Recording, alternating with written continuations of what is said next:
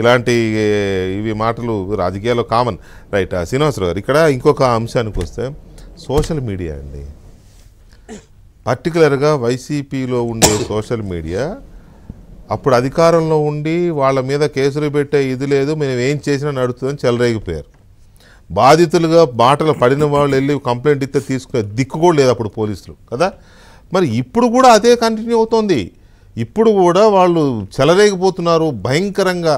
ఆ దాడిని చూస్తుంటే అసలు ప్రభుత్వం మారిందా లేదా అనిపిస్తుంది. సోషల్ మీడియా వరకు చెప్తున్నా నేను, ఇది ఒప్పుకొని తీరాలి. మీరు కూడా చూస్తున్నారు కాబట్టి మీకు కూడా తెలిసే ఉంటుంది. ఇది మరీ పర్టికులర్గా తెలుగుదేశం పార్టీలో జనసేన పార్టీలో ఉండే మహిళా నేతలు లేదా ఆ రెండు పార్టీలకు మద్దతు ఇచ్చే మహిళా నేతల్ని వాళ్ళు ఏదైనా పోస్టు పెడితే పచ్చిగా అన్నమాట కనీసం సిగ్గు అనిపించే పరిస్థితి లేదా అండి. ఇంట్లో వాళ్ళని కూడా వాళ్ళు ఆ రకంగా టార్గెట్ చేసి పెడతా ఉంటే ఎందుకు చూస్తూ ఊరుకుంటున్నారు భయంకరంగా. సార్, సోషల్ మీడియాకు సంబంధించి గత 5 సంవత్సరాలు వైఎస్ఆర్సీపీ అధికారంలో ఉన్న రోజుల్లో తెలుగుదేశం పార్టీ నాయకుల్ని, స్త్రీలని, పురుషుల్ని, అందరినీ, ఎంతోమంది కార్యకర్తల్ని, తెలుగుదేశానికి మద్దతుగా సోషల్ మీడియాలో పనిచేసిన లేదా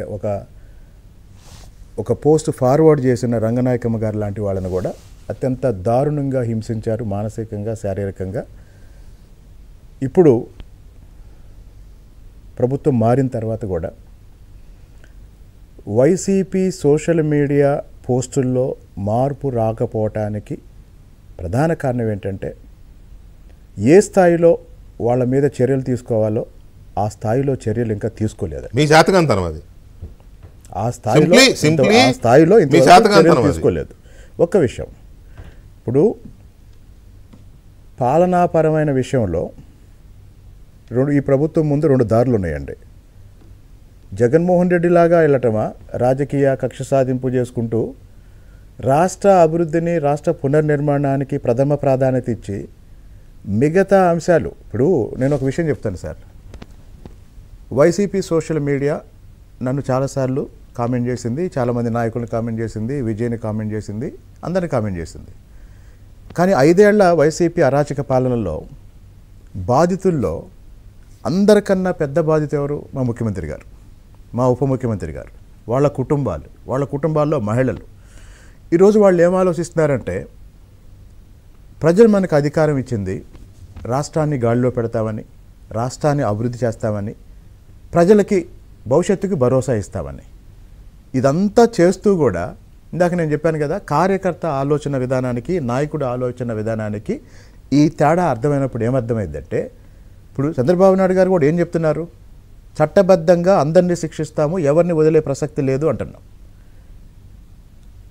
కాబట్టి ఇక్కడ సోషల్ మీడియాకు సంబంధించి గతంలోనూ వైసీపీ బరిదెగించి పనిచేసింది, ఇప్పుడు కూడా అది కొనసాగుతుంది. నేను చెప్తున్నా మీరే చెప్పండి. చంద్రన్న శతకాలు, సీనన్న సుభాషితాలు ఇవి కాదు.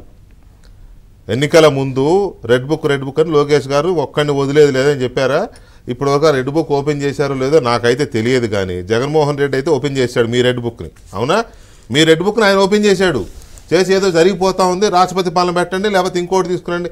వాళ్ళే కొట్టుకుంటారు, వాళ్ళే కొడతారు, వాళ్ళే అటాక్ చేస్తారు, వాళ్ళే సోషల్ మీడియా దాడి చేస్తారు, చేసి మళ్ళీ వాళ్ళే రివర్స్ ఉల్టా చోర్ కొత్త వాళ్ళకో డాంటే అనేది ఉంది కదా, అట్లా వాళ్ళే మొదలెడతారు. లోకేష్ బాబు చేతిలో ఉన్న రెడ్ బుక్ ని జగన్మోహన్ రెడ్డి ఓపెన్ చేశాడు.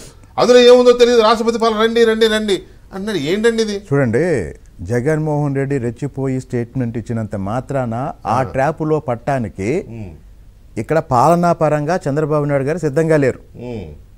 చూసేవాళ్ళకి అనిపించవచ్చు జగన్మోహన్ రెడ్డి చెలరేగిపోతున్నాడు,